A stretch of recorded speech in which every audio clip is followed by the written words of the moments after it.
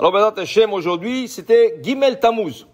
Gimel Tammuz, c'est la Iloula de Rav Menachem Mendel Schneerson, connu par le monde, le rabbi de Lubavitch. Alors, on va parler un peu de lui, on va parler qu'est-ce qu'il a fait dans le monde. C'était le Rav qui voulait approcher tout juif, n'importe de quel niveau qu'il est, n'importe où il se trouve dans le monde, il voulait que ce juif mette le téphilim, mange kasher, pratique le judaïsme. Et là, partout dans le monde, il a envoyé ses shlichim, ses messagers, pour ouvrir de Bet Chabad, pour que le gens, là où il se tourne dans le monde, il trouve kasher, il trouve minyan, il trouve tout ce qu'il faut. C'était son rôle dans le monde. Et on sait qu'il n'y a pas plus grand mitzvah que de rapprocher le juif vers le judaïsme. Ça s'appelle Zikouy Arabim. Donner mérite au public. Et c'était la grandeur de Moshe Rabbeinu. Moshe Rabbeinu, qu'est-ce que c'était sa grandeur? Qu'il a enseigné la Torah à tout le monde. Et le rabbi, pas seulement qu'il a assuré que le juif mange kasher et qu'il mette le téphilim, il donnait gratuit, il envoyait des shlichim, donnait des bougies de Shabbat. Il a fait plein de choses pour beaucoup de juifs qui s'étaient éloignés, qui, Baruch Hashem, ont été rapprochés vers la Torah, vers la religion, vers beaucoup de bonnes choses. Aussi, c'était un grand faiseur de miracles. Parce que Menachamaim, on l'a choisi de venir dans notre génération et d'éclairer cette génération. Alors c'est sûr qu'on ne peut pas parler de tous les miracles qu'il a fait parce qu'il avait tellement de miracles, il y a tellement de livres, vous pouvez tous lire. Mais je vais vous raconter une petite histoire que moi j'ai entendue l'année dernière, qui est très, pour dire sa grandeur. Il y a plein de choses, il y a plein des histoires qu'on peut raconter, mais ça c'est vraiment une histoire qui m'a marqué et je voudrais partager avec vous. Alors voilà l'histoire, comment elle commence. À Cherry Hill, New Jersey, il y a une communauté, il y a un Chabad qui s'installe et il essaye d'emmener un peu de spiritualité à la communauté. Il n'y avait pas de grandes choses. Il y avait des juifs, mais pas beaucoup de Torah, pas beaucoup de mitzvot. Alors il a essayé petit à petit à ramener des juifs, les emmener à la synagogue et leur faire. Et voilà qu'il a commencé à étudier avec quelques-uns la Torah. Des petits cours de Torah, comme ça, il commençait à cours de Torah et tout ça. Et voilà qu'un des participants était un jeune garçon. Et Baruch Hashem, 1 an plus tard, c'était son mariage. C'était le mariage. Alors maintenant, ce jeune-là, comme il a appris des cours de Torah et tout ça, le rabbin lui a dit, tu sais, c'est bon, si toi, tu vas donner l'exemple à toute la ville, à tous les gens qui habitent ici, tu vas être le premier à te marier, un mariage kasher. Il dit, qu'est-ce que c'est un mariage kasher? Il dit, un mariage avec une séparation entre les hommes et les femmes. Les femmes vont danser de leur côté et les hommes vont danser de leur côté. Il dit, waouh! Il lui a dit, je ne sais pas si ma famille va accepter. Il dit, écoute, je te dis que tu auras une grande route, un grand mérite. Moi, je te dis. Donc, il est venu parler à ses parents et tout ça, ça n'a pas bien été accepté, mais ses parents lui ont dit, écoute, si c'est ça que tu veux, on n'a pas de problème, c'est ton mariage. C'est toi qui décides. Si tu veux faire un mariage séparé, nous ne sommes pas habitués à ça.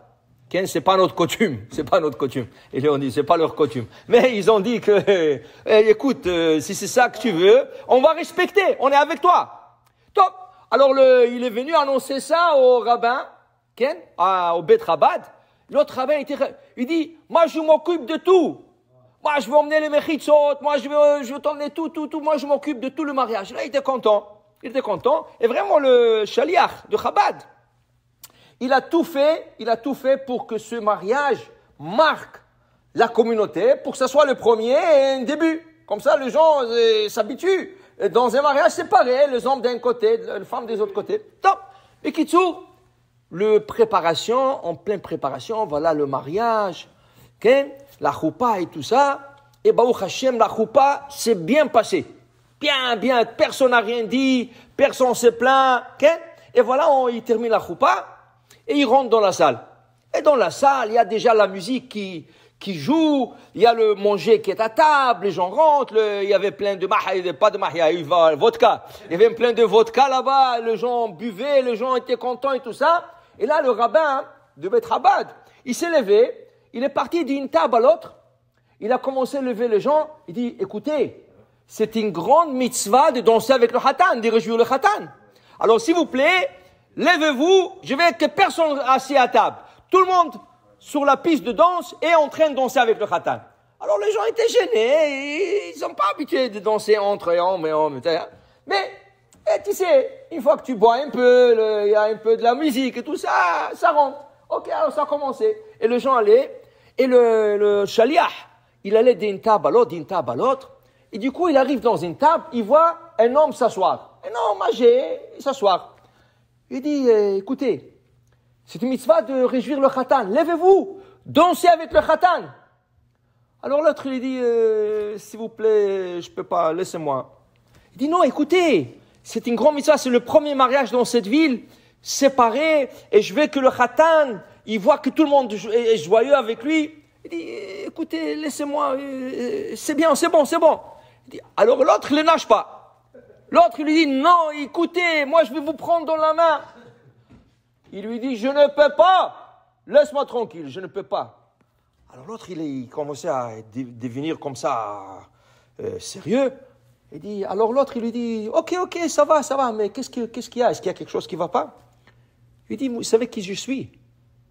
Il dit, non, je sais pas, mais vous êtes venu, alors j'imagine que vous connaissez. Moi, je suis le grand-père du khatan. Waouh! Tu es le grand-père du khatan? Alors pourquoi vous ne voulez pas réjouir votre petit-fils? Il dit, je t'explique, je ne peux pas. Alors il dit, ok, excusez-moi, je ne sais pas. Il dit, vous savez, vous voulez savoir pourquoi? Il dit, ok. Je me suis circoncis aujourd'hui. Ah, l'autre, il le regarde. Circoncis. Il dit, monsieur, excusez-moi, quel âge vous avez? 91 ans. Il dit, vous êtes circoncis aujourd'hui et vous êtes venu? Il dit, oui. Oui, c'est quoi ça? Il dit, écoutez, je dois vous asseyez-vous. Je vais vous raconter.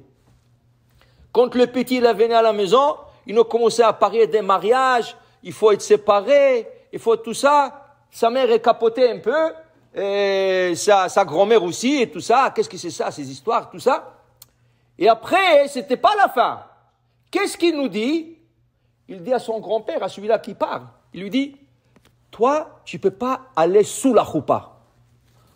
Parce que ce monsieur-là, il est venu de la Russie, il s'est jamais circoncis. Alors il lui a dit, écoute, c'est sûr que tu vas venir au mariage, tu vas venir à mon mariage, mais tu ne peux pas être sous la choupa, tu n'es pas circoncis. Alors il dit, moi je le regardais, moi je lui dis, tu es sérieux? Il dit, grand-papa, s'il vous plaît, c'est mon mariage, je veux que tout soit cachère. Cachère, tu ne peux pas vivre sans choupa. Il me dit, c'est quoi ces histoires-là? Mais je voyais qu'il est sérieux, le petit. Et je voulais pas, il dit, comment? 91 ans, et je ne vais pas participer au mariage de mon petit-fils? J'ai décidé de me circoncire, le jour de son mariage. Et voilà, aujourd'hui, ce matin, il est parti circoncire, et ce soir, il est venu. Il dit, je ne peux pas bouger. Je ne peux pas bouger. Alors, merci pour tout ce que vous avez fait pour le petit, merci, tout ça, excusez-moi, je m'en vais. Le shaliach, il s'est senti tellement mal, il ne savait pas où se mettre. D'un côté, il est content, le juif, il a fait la circoncision, mais de l'autre côté, il a bousculé, parce qu'il voulait qu'il danse, il ne savait pas que c'est le grand-père et tout ça. Il ne savait pas où se mettre, il ne savait pas comment terminer cette conversation. Qu'est-ce qu'il fait? Il sort son portefeuille, il sort $1, il lui dit, écoute, ça c'est $1 que j'ai reçu de Rabbi, Ken, en 1981. Alors, je voudrais te le donner pour ta circoncision. Tu sais, tu te circoncis et je suis sûr que le Rabbi là-bas au ciel, il est content avec toi. Hachem est content avec toi. Alors je voudrais te donner ça comme cadeau. Il dit non. Il dit non, s'il vous plaît. Il a pris le $. Et il s'est mis à pleurer avec des larmes. Il commençait à pleurer. Il dit, excusez-moi, je ne voulais pas vous offusquer, excusez-moi, qu'est-ce que j'ai fait? L'autre, il savait plus où se mettre. Il lui parlait de danser, le gars maintenant, il dit le $, il dit, qu'est-ce qu'il y a? Dites-moi, qu'est-ce qu'il y a? Il ne pouvait pas parler, Il lui a dit, quelle année tu m'as dit que tu as reçu ça? Il a dit, 1981. Il dit quoi? Il dit en 1980, j'étais chez le rabbi. Il dit alors, quand je passais devant le rabbi de Lubavitch, il a donné à tout le monde $1. Quand il m'a vu, il m'a posé la question, est-ce que vous avez fait la circoncision? Alors je ne pouvais pas mentir. Je lui dis non. Le rabbi est sorti $1, il m'a donné $1, il m'a dit, le jour que vous allez vous circoncire, je vais vous donner un autre $. Et là, le rabbi est décédé, et voilà qu'il reçoit le dollar de 1981 le jour de sa circoncision. Comment c'est arrivé? Quel ashgacha? Et le mariage de son... Alors pour te dire, regarde, le rabbi, il a vu ça, quelque chose qu'il n'était plus dans le monde, mais il surveille toujours. Alors, zchuto yagen aleinu, v'kol amo Israël. Amen, ki niratzon, bezrat Hashem.